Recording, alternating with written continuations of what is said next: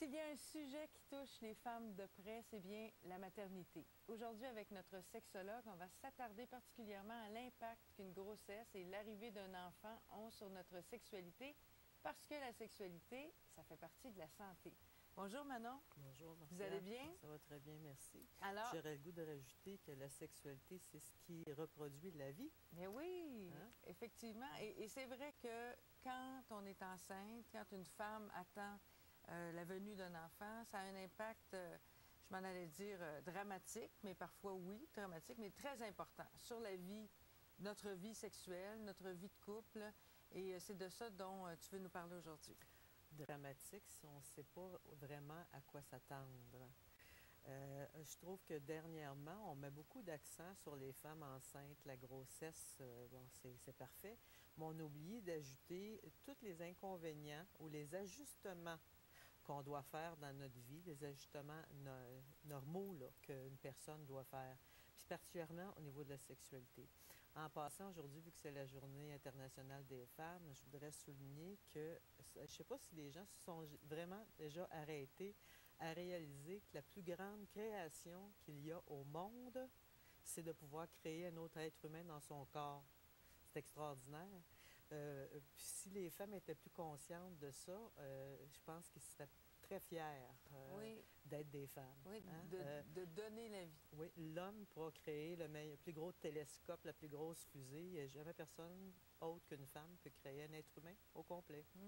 Donc, oui. Si on allait avant d'être enceinte, il y a un questionnement à avoir et c'est celui de pourquoi. Le désir Oui. d'enfant, ça vient d'où?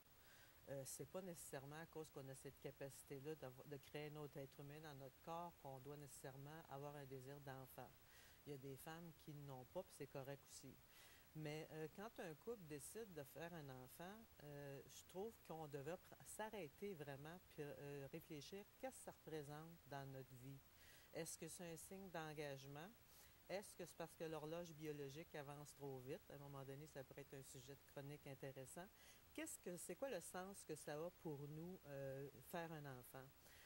Parce que c'est pas anodin. Puis faire un enfant, ça veut dire, ça demande un don de soi. Il y a plein de plaisirs associés à ça. Voir un enfant grandir, mais il faut on ajuste nos vies. Puis quand je disais, on valorise la femme enceinte, elle est belle. Si on pense à notre Céline nationale, au bout de 4 mois, elle a repris sa taille. C'est pas toutes les femmes qui reprennent leur taille 4 mois après.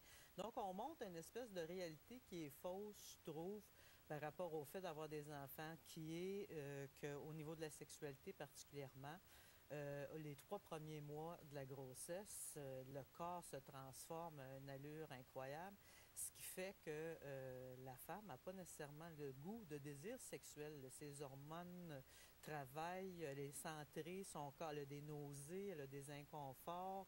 Donc, toute l'adaptation qu'on doit faire psychologiquement, Oui. que le corps devient, pendant 9 mois, le corps aura plus les fonctions qu'on lui connaît depuis tant d'années. Là. Il va avoir la fonction d'accueillir cet être humain-là. Alors, c'est sûr que sexuellement, ça a un impact assez important. Oui, puis les gens ne le savent pas assez. Donc, les 3 premiers mois, puis on peut diviser le 9 mois de grossesse en 3 parties. Les 3 premiers mois de la grossesse, il y a un bouleversement intérieur qui fait que souvent, il n'y a pas de désir sexuel. Donc, le partenaire doit s'ajuster à ça, puis il doit le savoir. S'il est habitué d'avoir des relations sexuelles 2-3 fois par semaine, puis il passe 3 mois, où ce qu'il n'y en a quasiment pas, là, il va se sentir abandonné, il va se sentir négligé, il peut avoir le goût d'aller voir ailleurs. Les gens ne sont pas assez préparés à ça, je trouve. Ensuite, de 3 mois à 6 mois, un coup que les nausées sont parties, bien là, souvent, on dénote une montée de libido chez les femmes. Donc, le désir revient. Le désir revient, même des fois, il est plus fort. On a vu que les femmes enceintes dans cette période-là vont souvent avoir des fantasmes érotiques. Il y a plus de libido qu'à l'habitude. Mais elle a un nouveau corps. Son corps se transforme, oui, elle a un nouveau corps. Est-ce qu'il y a une gêne associée à ce nouveau corps-là? Pas nécessairement pour la femme, on le dénote plus pour l'homme. Parce qu'il y a des hommes qui sont incapables d'érotiser un corps de femme enceinte. Il y a souvent, surtout au premier enfant, l'homme va être mal à l'aise parce qu'il sent qu'on est 3 dans le lit. Il y a comme une espèce de pudeur qui s'installe. Il a peur de faire mal au bébé, de la déranger. Donc, la femme a de la libido, mais lui, il n'est pas trop sûr. Puis lui vient de passer 3 mois avec, dans un état d'abstinence. Donc, il y a un décalage réel en ce qui a trait à leur sexualité d'avant. Oui, tout à fait. Ce qui est très difficile psychologiquement, pas juste sexuellement. Oui, oui, à tous les niveaux, puis au niveau du couple aussi. Ouais. Là. Puis là, les 3 derniers mois, ben là, donc là, on est rendu, on a fait le 1, 2, 3, le 4, 5, 6, on est rendu au mois 6 à 9, c'est ça? C'est ça, les 3 derniers mois avant l'accouchement, ben là, souvent, ben, tellement grosse qu'elle n'est pas confortable, le souffle est court, puis là, il faut ajuster nos positions sexuelles au changement corporel. Puis souvent, le malaise physique est réel, puis bon, le désir sexuel n'est pas tellement fort. Puis là aussi, la présence de la 3e personne dans le lit se fait plus sentir. Donc, la sexualité, en 9 mois, là, c'est pas très présent. Puis là, l'accouchement arrive. Ah oui, le bébé arrive. Fait que déjà, et il est là pour rester. Déjà, avant qu'il arrive, on voit tout l'impact que ça a eu, prendre la place. Au départ, il est symbolique. Puis là, plus ça va, plus il avance. Puis là, quand il arrive, bien là, dépendant de comment l'accouchement s'est passé, si elle a eu un bon accouchement, si son corps a été blessé ou pas, la sexualité va reprendre son cours tranquillement de 6 à 8 semaines après. Mais pour certains, ça va être plus long que ça. On peut parler d'une période de 3 mois, si on parle de normalité, là? Oui, environ.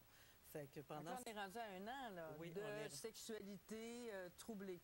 Oui, puis des fois presque absente, là. Alors, la machine est difficile à repartir après, puis c'est difficile pour le conjoint qui, lui, là, son corps n'a pas changé, là. Les hormones n'ont pas changé de place, il n'y a pas eu de bouleversement. C'est sûr qu'une fois que le bébé est arrivé, peut-être qu'il va se réveiller, lui ici, va passer des nuits.